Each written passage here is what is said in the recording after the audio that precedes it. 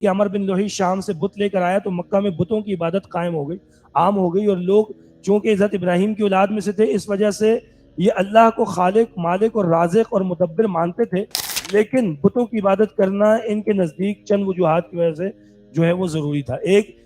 یہ بیت اللہ، یہ جو بت ہیں یہ اللہ کے ہاں سفارشی ہیں، ایک ان کا ایک بنیادی کانسیپٹ یہ تھا،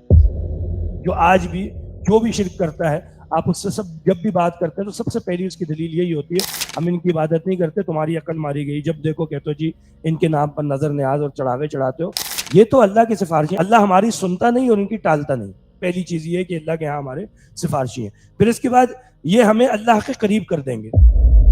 یعنی اگر کسی نے اللہ کا قرب کرنا ہے تو ان کے قریب ہو جائیں، ان کے وسیلے سے اللہ کا قرب حاصل ہوگا۔ اور اس کی مثالیں آپ کو بڑی بے ڈھنگی سی اور عجیب سی ملتی ہیں کہ چھت پہ جانے کے لیے سیڑھیاں چاہیے، لفٹ چاہیے، تو آپ بغیر سیڑھی کے چھت پہ نہیں جا سکتے، تو اللہ کے قریب جانے کے لیے آپ کو اللہ کے مقرب بندے چاہیے، اور بغیر مقرب بندوں کے آپ اللہ کے قریب نہیں جا سکتے۔ اور اگر آپ بغیر اللہ کے بندوں کے قریب جانے کی کوشش کریں گے تو اپنا بیڑا غرق کریں گے۔ اور اس میں بڑے مشہور واقعات ہیں، جنید بغدادی کا ایک واقعہ ذکر کیا جاتا ہے کہ وہ جنید بغدادی جو ہے وہ مصلی سمندر پہ دریا پہ بچھا کے اللہ کا ذکر کرتے ہوئے جو ہے وہ مصلی پہ بیٹھ کے وہ دریا پار کرتے، ان کے مرید نے دیکھا کہ جی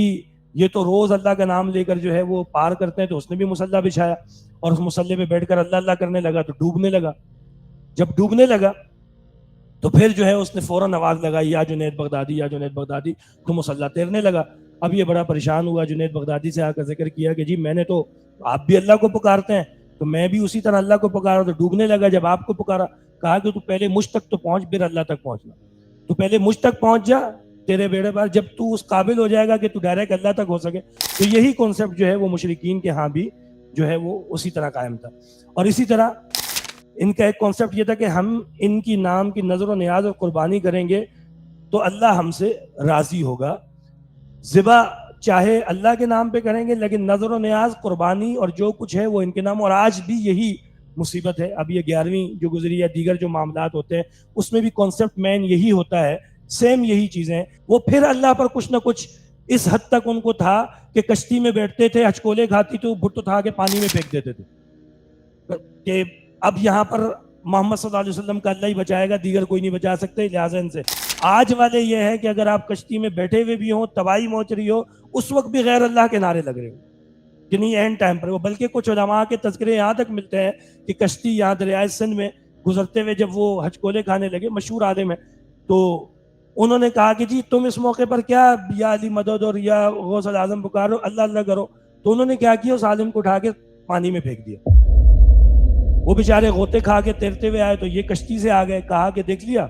ہم نے اسے پکارا تو سارے خیر و عافیت سے پہنچ گئے، تم نے اللہ کو پکارا غوطے کھائے نا۔ تو ان کا کانسیپٹ تو اس حد تک جو ہے وہ بدتر ہے جو مشرکین کا بھی نہیں تھا۔ تو یہ ان کی دینی حالت تھی، اور ان حالات کی بنا پر جو ہے وہ آپ اندازہ لگا سکتے ہیں کہ ایک نبی کا آنا، ایک خیر خواہ کا آنا کتنا ضروری تھا۔